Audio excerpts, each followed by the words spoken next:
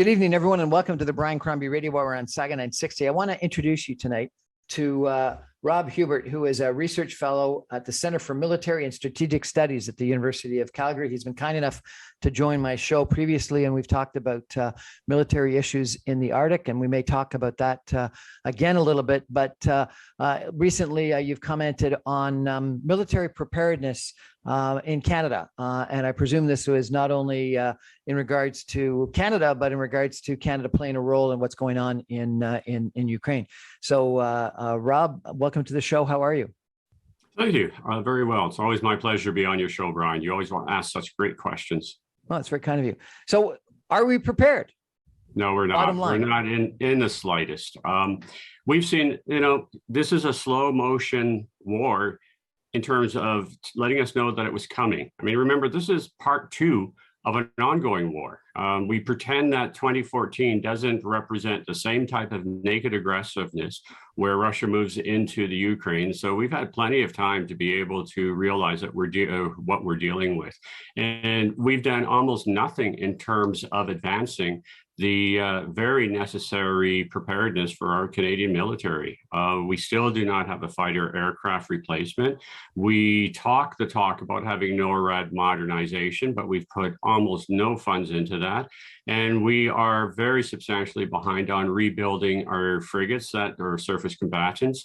And of course, there's no sign of any replacement for the submarines. So each of the and that's just the major ones. And of course, all of the minor, all of the capabilities that we need to keep those in place, the training, our forces have been starved for funds, and it will be shown to be to a very huge detriment of our national security if indeed this conflict expands as many people are predicting. Really? So what do you think? Will it expand? I do. I think that there's a very real possibility.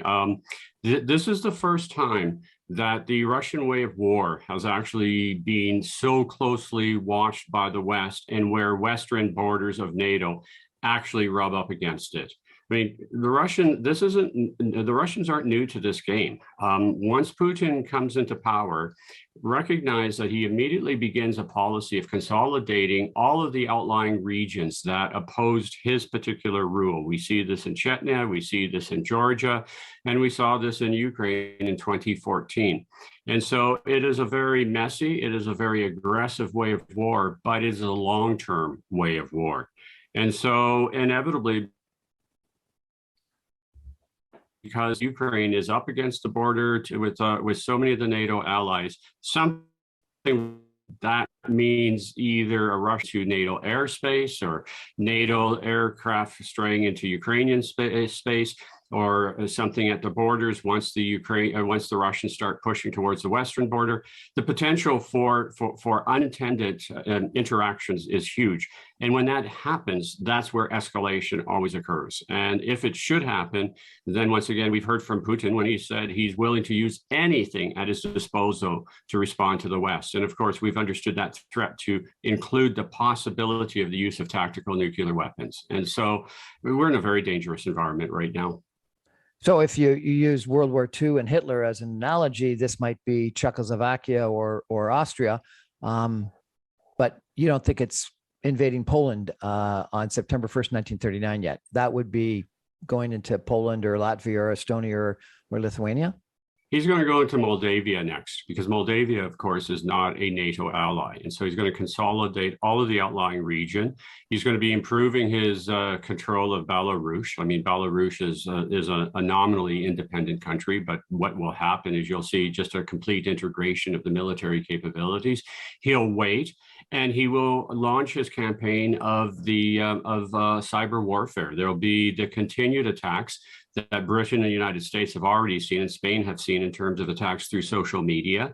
And what he will do after he consolidates his gains in Ukraine is basically appear to be satisfied, and he will continue to try to divide the Western societies through what has been very successful launches. The Brits are pretty convinced that a lot of the marshaling of the support for removal from the European Union probably was engineered through cyber warfare tactics. And the American State Department GEC report says the same thing about the 2016 election.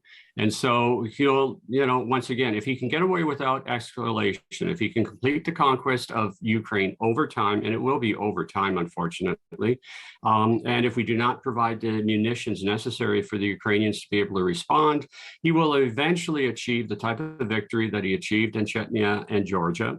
And that becomes the dangerous spot, because that, at that point, we become very, very dangerously exposed to these divisions within society that we think the Russians are very good at engineering. So he effectively has recreated the Soviet Union. Yeah, well, once again, it looks on all indications that was his intent right from when he seizes power. Well, gets elected to power. And once again, your metaphor of using the German historical. Remember, Hitler did come to power peacefully, and so we have all sorts of echoes from history in this regards. We're chatting with Rob Huebert tonight.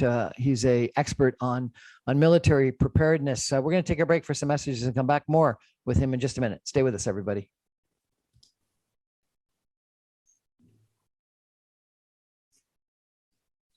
Welcome back, everyone, to the Brian Crombie Radio Hour on Saga 960. My guest tonight is Rob Huebert, who is an associate professor at the University of Calgary. He is as well a research fellow at the Center for Military and Strategic Studies at the University of Calgary. He's got really quite an impressive background.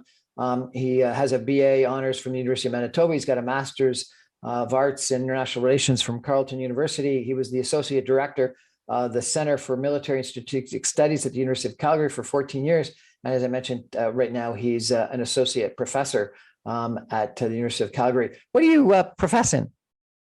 Well, the main areas that I teach is in international relations and strategic studies and Arctic security. So I have a range of courses all the way from second year courses all the way up to graduates. And of course, this is sort of the bread and butter, understanding how the international system from a conflictual perspective works. The geographical area that I tend to focus on is, in fact, the Arctic and secondary of a maritime issue. So everyone always laughs. At one point, University of Calgary actually had probably the highest concentration of sea power scholars. A couple of my colleagues have subsequently retired, but everybody always had a good joke that out of the two landlocked provinces, we were actually outnumber expertise even from provinces like Halifax or Nova Scotia. Really fascinating. So you've painted a reasonably negative position of what's going on in Russia and Ukraine right now. What do you think Canada should do?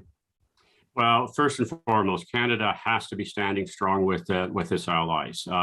So far, we've at least been following the allies. I mean, you'll notice that the Canadian position is an acceptance. In other words, when the SWIFT issue came forward, we were there. When the issue of stating solidarity, we did follow. The unfortunate element is, of course, we seem to be a day behind everybody. I mean, I'll say the positive side is that we are at least doing it. We're not sort of disappearing from the show. It's clear we're not leading, and no one would really expect Canada.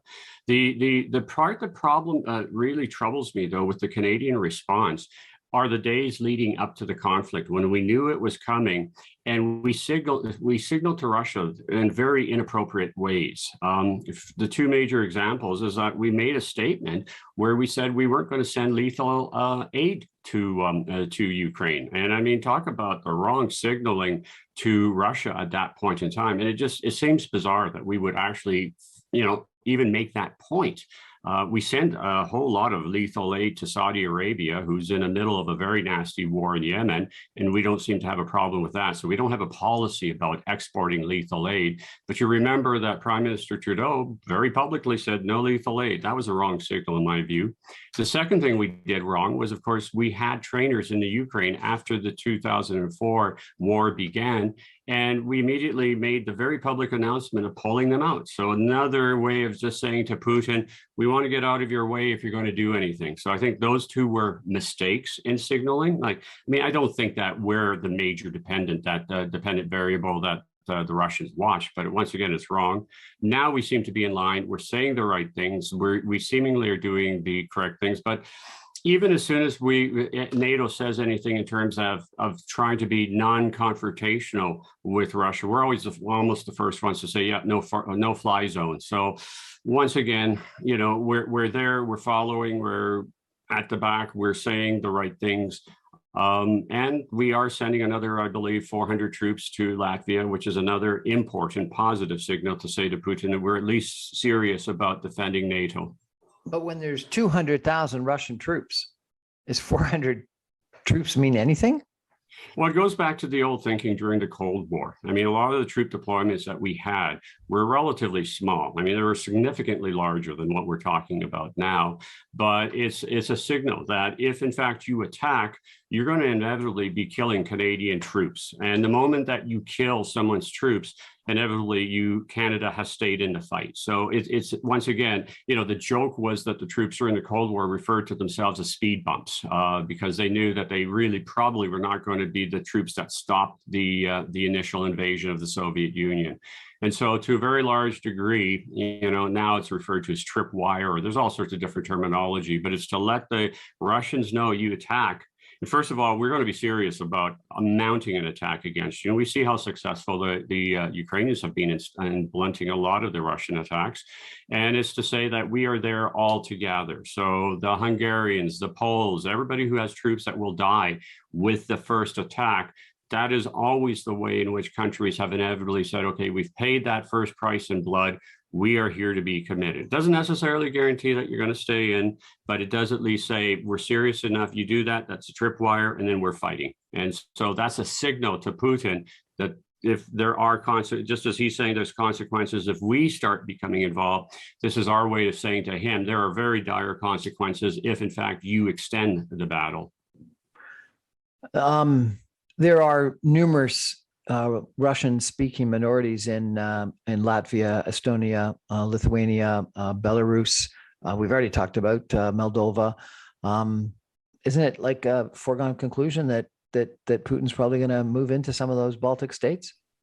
He's going to move in probably the way that many suspect that he'll act is that he will try to aggravate the national divisions. Now, once again, the reason why there are such significant Russian-speaking populations in all of these locations is that it was a very deliberate policy of the Soviet Union in the post-Stalinist period.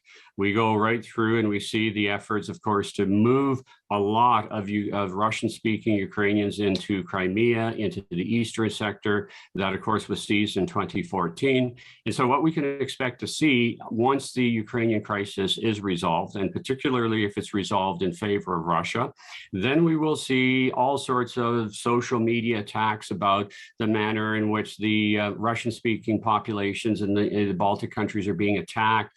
There'll be instances of discrimination. There'll be all sorts of ways of trying to heighten the divisions. I mean, in many instances, I suspect the Russian-speaking populations won't even realize that they're being manipulated. But we've seen, look in Canada, how well social media was able to divide us on the issue of vaccination. And I mean, there's nobody that's saying that the Russians are directly involved in that at this point, but I wouldn't be terribly surprised on the basis of behavior that they had in Brexit and in the 2016 election in the US and on the context of the Spanish separation movement that's occurring, where there is evidence that they're involved. This is their method of warfare now. And so you divide the society and then you try to create an environment. Going back to your brilliant metaphor about Czechoslovakia, remember the Sudetenland, in which the Hitler demanded control over, was predominantly German population. So the German population of that part of Czechoslovakia actually welcomed being brought back into Germany. And so that will be the scenario that I suspect we'll see in the Baltics being played out. And then, of course, at that point, will we have the political will to just basically say, we don't care, the border stays as the border stays? And so that'll be an imperative on NATO to maintain that position and to back it up with an increased capability in following the German lead. Remember, the Germans have announced now they're going up to 2% of GDP of defense, and I believe them. So that is something, obviously, all NATO countries will have to look at seriously. Well, to take the analogy one step farther, didn't in the summer of 1939, Hitler claimed that Poland was mistreating German-speaking individuals in Western Poland, and he used that as one of the excuses for his attack on September the 1st, 1939. It went beyond. They went and took people out of the concentration camps, executed them, put them in Polish uniforms, and then said that these were the guys that were firing on German civilians, and we had to fire to defend ourselves. So, in other words, they played that out with very deadly seriousness. I understand an expert in Russian activity in the United States, former U.S. Security Counsel, Fiona Hill, when asked if this is the start of World War III, said, "What do you mean? It started in 2014." Yeah. Do you agree with that? Yeah, absolutely. I mean, I'd say it started in 2008 when the Georgian War started, because the Georgian War was clearly the first time where the Russians were responding to the possibility of another NATO country being granted membership. Because remember, the Bush administration was very positive about extending, and this is what really drove Putin, of course, to make his move at that point in time. The Bush administration was saying we should include Georgia. Georgia wants to reform itself. It wants to be a member of the Western civilization, to use terminology from Samuel Huntington. And that, we think, was the major tipping point where Putin decides to use military force. He comes up with the excuse that he's responding to a bunch, once again, the narrative was that there was a bunch of terrorist thugs that were destabilizing the border, and Russia had to go in as a peacekeeper. Very similar terminology of what the Russians are saying now about moving into Ukraine. It's a narrative that obviously has power with some people. And so you could say it's 2008, 2014. Yeah, once again, you have to take the long-term view. And the one thing we haven't talked about now, what's China going to do in Taiwan? Because many of the claims that Russia has over Ukraine really resonate with the Chinese claim over Taiwan. And I suspect the Chinese are watching very closely what the Western forces actually do in terms of a response to the Russians. If it ends up that we don't even really provide good munitions, and, remember, there's been some open discussion now, are we going to resupply their Air Force? And, it's hard always to tell what's really happening in the fogs of war. But if we end up doing nothing, if it ends up, and it turns out from once the dust settles that, the West, was tokenism at best, the Chinese will obviously draw upon that and make their claim in terms of settling the century of humiliation, where they say that Taiwan was unfairly taken from them. So the narrative becomes very similar.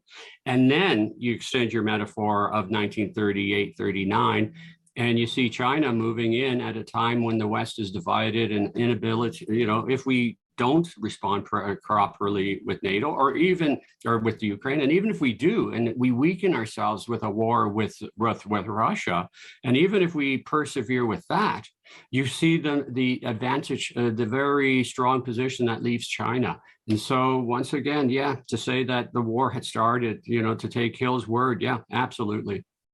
You quoted or you mentioned Samuel Huntington and a famous article written about the clash of civilizations. Could you tell our listeners a little bit about what that was all about? Sure. What Huntington was arguing is that it was no longer efficient to talk about state versus state warfare. He said where the wars were starting to develop in terms of, there were conflict points, he said, the lines of division. And he said that we are recreating ourselves into civilizations. And this was a little bit of a pushback to authors like Fukuyama and others who had said that liberalism was going to be the way of the future, that everybody was going to become good liberal Democrats. And that was what was going to basically give the international system peace and security. And there's evidence to support that. So Huntington was saying, no, that's not happening. What is happening is that there are groupings of people who see themselves as a people and then sees everyone on the outside as the other. And so, for example, he says within Western society, we have Western Europe, North America, and we all see ourselves, sort of with certain ideals, normative justice, democracy, Western, open trade. And he says, but on the other side, you've got things such as the Muslim civilization, which has a very different life identification and means of coming. And he says where these civilizations come into conflict or come into contact with each other, he says that is where you're going to have conflict going into the international future. And so he points to places like the former Yugoslavia that was in the midst of this horrific civil war. So see, it's the Russian civilization. It is the, he calls it, he doesn't call it Russian. I think he called it the Eastern Kopek or something along those, Slavic civilization. He said there's the Western civilization, and that was the Croats. And he said you got the Bosniaks with the Muslim civilization. The reason why the war was so terrible and so horrific is you had a war of peoples. And so that is what he was saying is coming into the future, because he says the civilization of the West had been the dominant civilization. Everybody else had to be more or less assumed under that. But as the strength of both the Sino civilization and the Slavic civilization increases and the Muslim civilization, he says you're going to see multiple complex conflicts coming from that as the borders of contacts flow and move and as civilizations grow in strength. So it's very much sort of like a clash of empires, except instead of calling them empires, he's calling them civilizations. And as you said, it was a reaction to an article written by Francis Fukuyama called The End of History that I think was written right after the fall of the Berlin Wall in 1989, where Fukuyama was suggesting that liberal democracies had won out.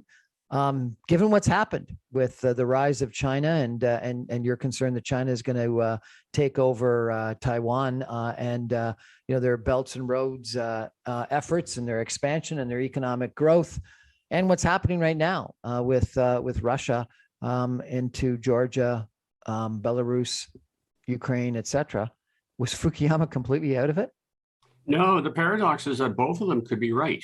I mean, Fukuyama was absolutely correct that when you gave a people a choice, it didn't matter if you're talking in terms of South Africa, Brazil, Chile, Eastern Europe, the former Soviets, the Americans, unlike most conquering empires or hegemons or whatever term you want to use, really didn't want to stay involved. I mean, it was clear in terms of State Department and everybody else said, okay, Warsaw Pact, you can go do whatever you want. There wasn't really that much of an effort to try to manipulate, as you would usually see in these type of circumstances. And Fukuyama's whole point is that if you leave a people alone and let them actually choose the type of governance system that they want, the system they inevitably go is Western democracy. In other words, nobody, Poland conceivably could have looked at Saudi Arabia and Iran because there is a very strong Catholic stream within Poland.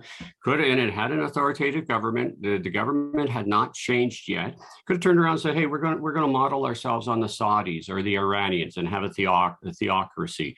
Or Romania could have looked at China and said, hey, that's a pretty successful communist form of government where you open up your economy, but you keep the governance system pretty tight-lipped. So in other words, there were options. Every country that was granted its ability to choose went for Western liberal democracies. And so from the Fukuyama perspective, this pushback of dictators, the dictators are the Chinese, the Russians, the pushback of the dictators is the realization that the Fukuyama argument, if the people are allowed to have their say, is correct. In other words, Fukuyama may be correct on that context. And so what we're seeing is dictators pushing back. That's the possibility of Fukuyama being correct. On the other hand, it may be that Huntington is correct, that really the facade of liberal democracy is not really there. It's the identification of people. We see ourselves as a certain people, and we see the other that has to be fought against. The only problem is what we see in Russia is Russia was moving towards Western liberal democratic practices until Putin consolidates power. And so and we look to China and Taiwan and South Korea, give these societies enough openness. Eventually, they do seem to find liberal democracy, and we see how well they flourish as liberal democracies. So hard to say in this context, but this is this is playing itself out as it plays. But what is driving the war is the question. Is it a people versus people, or is it a dictator trying to stop the flow of history in the terms of Fukuyama? I think it's a dictator that's trying to recreate the Soviet Union. So trying to change history back to where it was prior to 1989. With 1,500 people supposedly arrested for protesting in Russia last weekend. Do you have any hope that things are going to change within Russia itself? History doesn't give us much hope. You look at any authoritative leader who is engaged in a war, any leader that has been able to properly consolidate his bases of power. We don't have an example of a people overthrowing a dictator in the middle or even towards the end of the war. The one example we have is when the Italians overthrow Benito Mussolini in 1943. And in that context, he is overthrown when the Canadians, Americans, and British are halfway up the Italian boot or continent. We look at Hitler. Hitler retains power. He's able to convince German people, hey, send your kids out to go fight for me. We look at Hussein. I mean, one of the most deadliest of current or recent dictators. Give me a single example where a dictator who has started a war actually is overthrown until there is a military force literally in his face. And we see this with Gaddafi. We see this with Hussein. We see this with Milosevic. So in other words, dictators never, ever seemingly get overthrown by their people, partly because they become dictators by learning how to be ruthless and stopping any national protest. So I'm very pessimistic that any of the unrest in Russia will have any impact. There was an attempt at Hitler's life.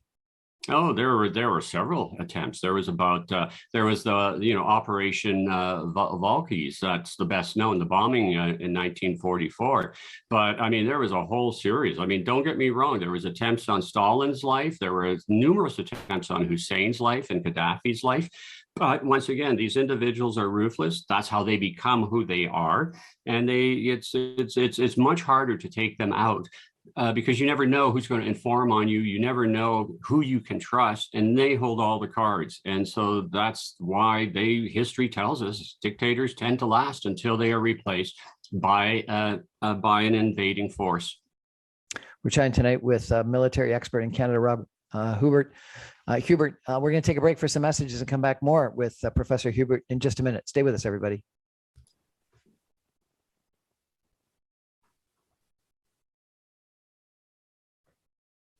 Welcome back, everyone, to the Brian Crombie Radio Hour on Saga 960. We're chatting tonight with Rob Huebert. He is an associate professor in the Department of Political Science at the University of Calgary. He's also a senior research fellow with the Center for Military and Strategic Studies. He was a senior research fellow of the Canadian International Council.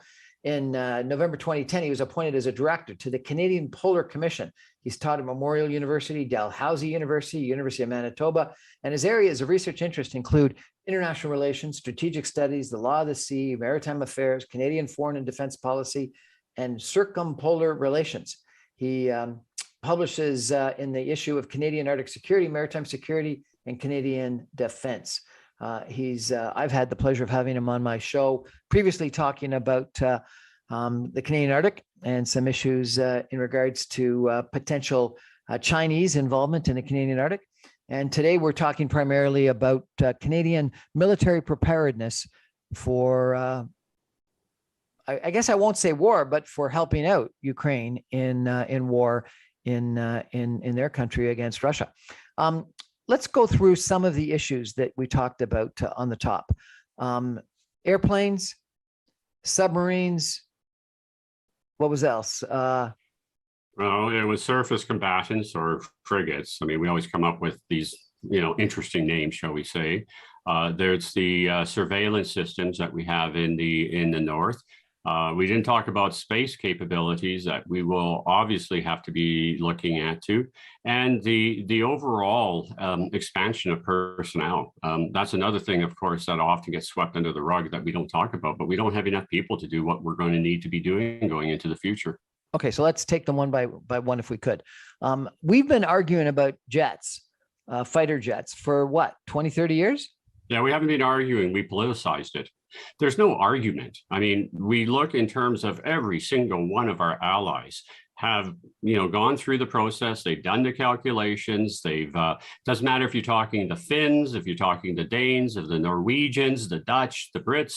Everybody has done their calculations and said there is no debate. Out of all going into the future, every variable in terms of how you do it, everybody does it a little bit different in terms of the calculation, have come to the conclusion that there is one fighter aircraft going into the future, and that is the F-35. The only one nation that we may not see with F-35s are the Swedes, because they are the ones that build their fighter, and that's it. And that's for domestic consumption. Everybody kind of shocked everybody, but they shouldn't have been shocked when the Finns said, yeah, absolutely, we're facing a dangerous Russia. We're going to go with what we think is the best aircraft. And they're buying, I believe it's 58 F-35s. So why haven't we decided to do this? It's political. I mean, once again, we look at the fact that where this starts, of course, is when Harper sole sources the idea of going for the F-35, because at that point, I believe, and once again, I don't have privy for this discussion, but I suspect what happened is that his military advisor said, look, in terms of everything that we've seen, there really is only one choice. The Super Hornet is originally a 1970 technology. It's clearly not what we want going 40 years into the future, because that's how long we tend to keep these things. And so I suspect that Harper was informed, okay, go for sole search. And then that became a political issue that the Liberals seized on. Oh, see, we're not having a competition like we did back in 1978 when we selected the F-18s as our fighters. Well, different environment, to be perfectly honest. So the Liberals were able to seize upon it, and the Liberals are very good at using procurements as a divide issue. Remember, Chrétien turns around, and when the Conservatives made a choice on buying our maritime helicopters, and just in a matter of campaign, no one advised him, and it subsequently turned out he had no real understanding. He said, no, I don't like that because the Conservatives like it, and canceled the EH-101s. And then it took us, God knows, we were flying the Sea Kings for 50 years, literally. I mean, it was 50 years by the time we could finally find something that wasn't an EH-101. And oh, by the way, we do have EH-101s for our Coast Guard. And there are some that say they're performing a lot better than the helicopters we have. Now, once again, potato.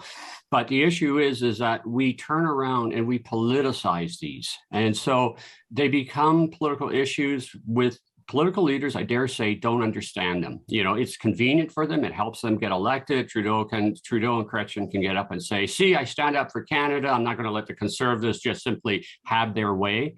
And so it's not a debate. I mean, it's a political action that has constantly delayed our ability to get this. And so once a politician says, oh, the F-35s or the EH-101s aren't the way to go, then how do you get back when, in fact, every single one of your experts and every single one of your allies says, are you nuts? Yeah, that is the best way to go. So the politicians never, ever like to admit that they're wrong. And so what we're seeing played out with the agony with these F-35s, in my view, is that the Liberals are trying to figure out a way in which they can say, okay, things have changed and we were actually right all along. And we just say Canadians, whatever the narrative is that they're going to create. But it's a political problem that we are facing. It is not any real issue in terms of being able to move away. When I see the Danes had a policy of going for constabulary capabilities in the Cold World War. They said, we don't need to have a fighter anymore. The world is changing in ways that Fukuyama had explained, as we talked earlier. Why do we need a fighter aircraft? And then when they saw the invasion of Ukraine, they turned around in about an 8-9 month period and said, okay, the world changed. We got to look at the best fighter. We're going F-35 after they did the calculation. And the Finns, like I said, the Finns have always been tight with the Swedes. There's always been the understanding, you scratch my back, I'll scratch yours. We'll look after each other. We'll have to operate with each other. And it made sense. They changed within a 4-month period. But we, once again, because we're inevitably protected by the Americans, it gives our political elites a cover that I think our European allies don't have, or for that matter, our Asian friends who are also buying F-35s. What's the issue with submarines? I just don't think that our political elites understand. I mean, submarines are out of sight, out of mind when they really work effectively. The trend lines for submarine is that we are heading into a very, very submarine focused Asia Pacific region. Everybody understands in that region of the world the essentialness of having submarines. Look at the agony the Australians are going through. They know they need to have submarines. They're having difficulties in terms of their Collins class that they spent enormous amounts of money. They never quite got it, I think, working to their satisfaction. They're having that debate now with they were going to buy a French submarine. And they're not going to do that now. Now they're talking about getting a nuclear powered sub in consultations with the Brits and the Americans. If you look at the actual numbers of increases of submarine warfare that will be in the Asia Pacific, you have to have a submarine. That is the best defense against another submarine. Everybody always, we all watch the war movies. You see, what's his name? I was going to say Tom Cruise, not Tom Cruise. Anyway, that one actor, showing the American convoy saving us all in terms of the U-boats and all that. And we always think, okay, you need a destroyer or a frigate to defend against a submarine. In a modern era, you need a submarine to battle against a submarine. And you look then, well, what's driving it? Chinese submarine expansion. Most people will be unaware that the Chinese Navy actually outnumbers the American Navy. American Navy is still much more competent, it still leads in carriers, and it's a better submarine force. Man, oh man, the Chinese building rate, they're going to not only, they've caught us in numbers, they will catch us in capabilities at one point, and it's submarines. And you have to learn how to do that. And the only way you do it is with subs. And then you mentioned frigates. What's the issue with frigates? Well, once again, we tied the development of frigates with national economic policies, and so we always tie ourselves up in this agony in terms of shipbuilding strategies. I mean, right now, what you're watching is the Liberals are trying to figure out a way to announce that they're going to kill it because it was conservative. The whole idea for our shipbuilding is you do it rationally, and that means we could probably afford 2 shipyards. The political nature, of course, there's a shipyard in a Quebec riding. Well, guess what? So there goes the shipbuilding. So for Canada, we have delayed shipbuilding every single time because of political considerations, not because of security considerations. And so once again, we're dragging it out, no final decision, got to make sure. I mean, the type that we've said we're going with, the Type 26, we'll find out how good it is once it gets into the water. You won't know until that point, but everybody says, well, we got to get it perfect beforehand. That's not true. What's happening is that we're getting all these internal tensions from province, economic offshoots and all the rest. And we just know how to delay it very well. There was some announcement by the Minister of Defense that 150 people were coming from across the country to go to Ukraine. Do we have the military personnel and the armaments that we can actually do anything? At this point, we can do stuff. I mean, our personnel that are there are excellent. They know how to integrate. They know how to fight. I mean, remember, we were in a war in Afghanistan. So our troops have been bloodied. They know what to do. They're very effective by any accounting in terms of when you actually give them the political capability of saying, okay, this is what you're going to go do. The problem is, do we have enough of them? And do we have the resupply capability? One of the big issues we're going to find out really quickly as we've actually gone 180 and now say we're giving lethal aid to the Ukrainians is, well, how much munitions do we actually have? At what point do we run out? And at what point do we make sure that our troops have enough of the anti-tank, anti-air capabilities? And that's not the stuff that gets into headlines. Do we have enough bullets? Do we have enough anti-tank missiles? That stuff seldom gets in. Governments do a very good job of hiding that information. National security. So people like me can't go there and say, okay, well, here's the inventory and it's woefully low. That's just, oh, well, the Russians might take advantage of that. You think. But the reality is that that's where an army will be sustained in this type of coming conflict.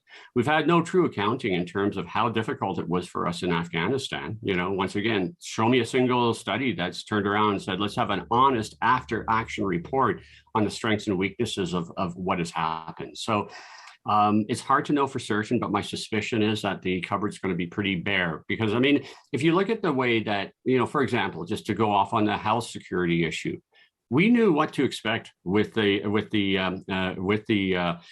pandemic, because we went through that in, what was it, 2005, 2006, when the other flus came through Canada. SARS. And after action reports said, hey, have their personal protection gear. And did we do that? No, of course not. We let it rot. We didn't have any means of really controlling. Remember that big scandal when it turned out that there were warehouses full of masks that were no good? Yep. And I dare say that's probably and the a whole same bunch of ventilators that were not maintained. Yep, absolutely. And I think the same is probably in terms of our ability to resupply. But and I'm not sure what happened in Alberta, but there was actually a judicial commission in Ontario that said you can't have temporary workers that go from seniors home to long-term care facility. And what happened is we did more of that. And they said that was one of the reasons why SARS was a risk of expanding. And that's exactly what happened in the tragedy that occurred in the spring of 2020. We had PPE, we had ventilators, et cetera, that were, yes, bought and warehoused, but never maintained and never replenished. And I think the worst thing is we ended up buying from China or other places. So we didn't have domestic manufacturing capability, such that when former President Donald Trump decided to close the borders to the export of that kind of material, we didn't have the ability to produce it here. And so I think that that's something we've got to give some thought to. Okay, so, you know, you've talked about problems with jets, with submarines, with frigates, with armaments, with people. What are you suggesting in regards to how much money we should be spending on defense? Well, it's once again, I think that we need to have a much better understanding of what we need our defense for. Part of the problem is one of the big prides that the Liberals had when they released Strong, Secure, and Engaged, their defense policy, was this was, you know, completely funded. That was their big narrative, as if that meant anything. You know, it was the idea that, well, we worked out the cost and we know exactly where it's going, and here's where the money's coming, theoretical. And it was all smoke and mirrors, but it sounded good. And so we tend to get fixated on, okay, what's the dollar sign that we have, when in fact is doing it sort of backwards. I mean, we need to know, what do we want the military for? And I don't think we have an understanding. If we look particularly in the last three three terms of the Liberal government, the military tends to be utilized as a means of constabulary, as the means of picking up messes that the government should be doing itself. I mean, the idea of sending military into old care homes during the height of the pandemic, that's not what a military is designed for. That means that you don't have proper social welfare policies in place to do the protection of the elderly in these homes that should have been there. And it's like the flooding, it's like the forest fires. So I'm afraid that we've adopted, or at least the political elites currently have adopted the position that these guys are sort of the next to go to when the police and the medical services can't respond. And that's absolutely wrong. A military is there as a means of fighting and defending your security against enemies who will do exactly what we see the Russians doing against the Ukrainians and what we expect the Chinese to do against the Taiwanese.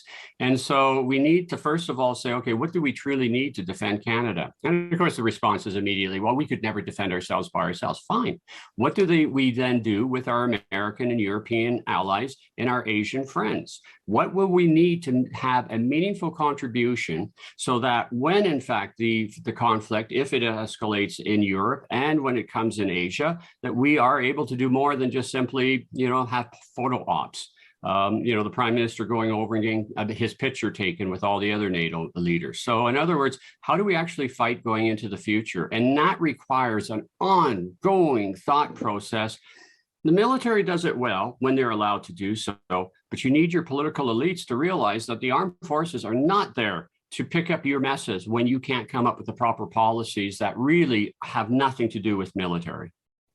So we mentioned that Fiona Hill said that World War III started in 2014 when Russia attacked Crimea and we didn't take any action.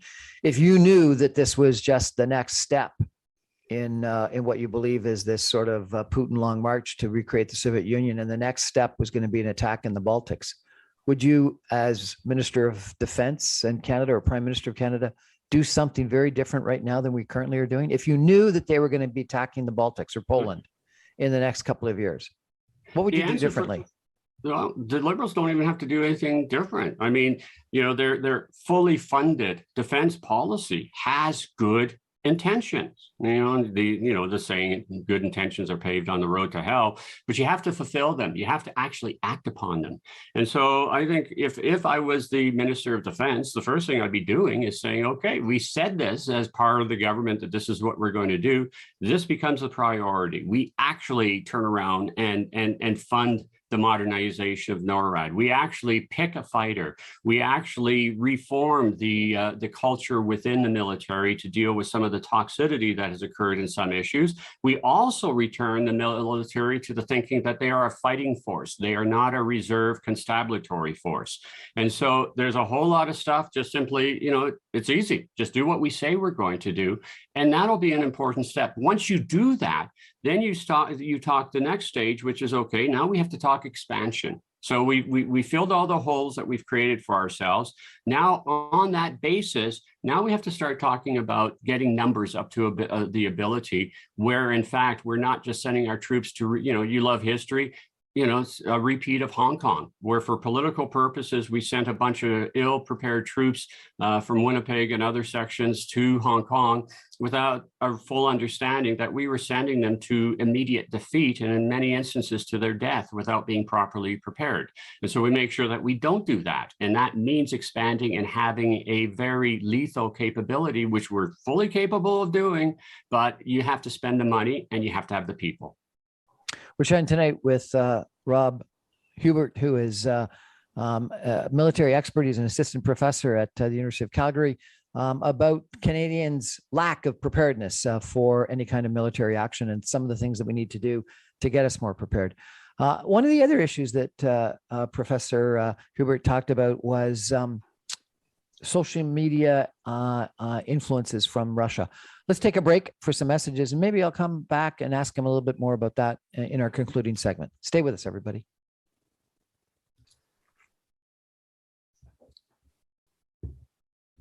Welcome back to the Brian Crombie Radio on Saga 960. It's really interesting for me tonight to have Rob Huebert, who is a professor at the University of Calgary. He's a military expert. We've been talking about Canadian preparedness or lack thereof for military efforts. We've talked through jets and helicopters and submarines and frigates and people and armaments. It's been really quite a jarring conversation, Rob.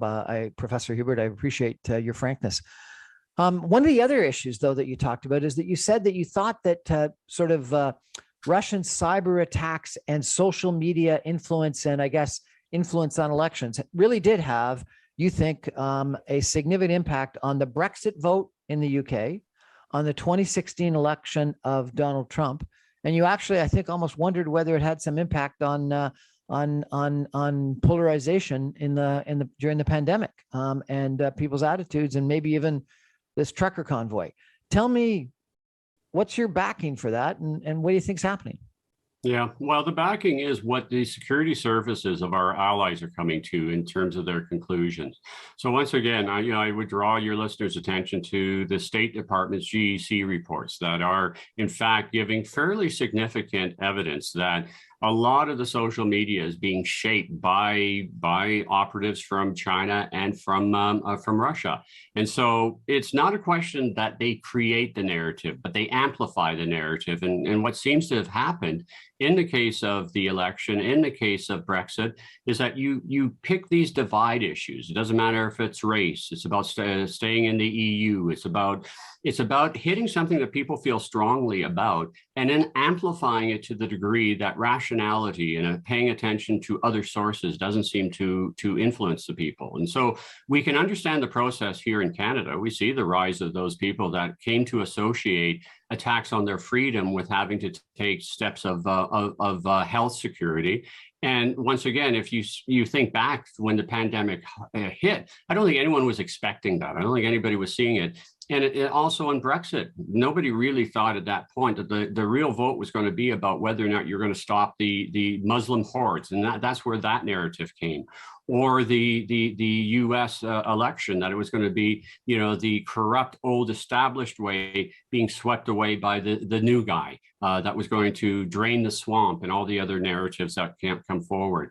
So the way that it seems to have been working, according to the State Department, according to the UK committee that examined social media influences on Brexit, is that these folks aren't creating these narratives. In other words, they search for where the narratives are, and then you swamp your Facebook, your media with extended stories. So you amplify, you make it seem worse. And that seems to be very effective. And what seems to work is that then if you have a political leader who wants to see political gain, so a Boris Johnson who comes along and says, hey, I can ride this one and this will give me political currency, or a Donald Trump that says, hey, make America great again. I'll show the way that these guys are all corrupt and I'll be able to take advantage of it, or an Orbán in Hungary or in Turkey or wherever we see it. And so it's enabling political leaders that then want to take advantage of these extreme views. And instead of the old way of conciliation, remember the Democrats and Republicans used to be able to talk to each other, but you've got this new brand of political leaders who then act upon it. So they're not being created by the Russians or Chinese, but the Russians or Chinese know that these will facilitate the divides within the society. And so that seems to be the wave of the future in terms of this whole weaponization process. People may talk about cyber. What do we do? Close down Facebook? Well, they're going to find other ways. I mean, look, Trump's already creating a counter to his Facebook creation. So I think that we have to have a much more open and frank understanding of just how malleable we are as a people. The downside of a democracy is we are supposed to be open. We are supposed to allow people to have access to information. But I think that we haven't had the discussion yet to realize that the access to information is much more powerful, I think, than we've ever appreciated. And so I think that has to be understood, and we have to have debates and discussions like what you and me are doing. Rob, you've been very frank today and a little bit scary. I appreciate your comments. It's a very worrisome situation, particularly if Fiona Hill and you are right that World War III may have started in 2008 or 2014. Do you have a message for anyone that's listening tonight? Yeah, absolutely. We have to start making our security and international policies in Canada based on the real world and not how we wish the world was. We had the luxury of the immediate post-Cold War period, and with the protection of the Americans, in that we could shape policy on what we wished it was. So, cooperation, people getting along, not using violence, not having to use war as a means of achieving objectives.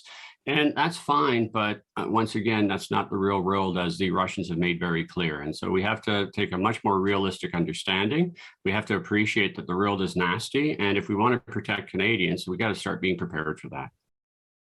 Thank you so much for joining us. I'll end, if I could, with my own point of view. I don't think World War III has started, but I do think that history may be repeating itself in that the Crimea invasion and occupation and absorption and what's happening in Ukraine today may be very similar to what happened in Austria and in Czechoslovakia prior to World War II. And I don't think that they have invaded the equivalent of Poland on September the 1st, 1939 yet, but they might. And so the question is, if you were back in 1936, 7, 8, and 9, in Britain and in the United States and the Allies, and Neville Chamberlain was the prime minister, and you had a chance to do something different, what would you do different? And whatever that different is then that you could have and should have done, that's what we got to do today, to tell Putin, you can't go any farther. That's what I think it is. And so we've got a chance to stop World War III. And I think it is that we got to say, you can't take Ukraine. You can't take Czechoslovakia. You just can't. And your justification is wrong. How we do that, smarter people like Rob Huebert have got to try to figure out. And we'll maybe do another show on that sometime. Anyway, thank you so much for joining us, Rob. Really appreciate it. And everyone else, thank you for joining us. I'm on every Monday through Friday at 6 o'clock on 960 AM. You can stream me online, even from Calgary, Alberta, at www.saga960am.ca. On my podcast and videocasts are available on briancrombie.com. Good night, everybody. Thank you so much, Rob.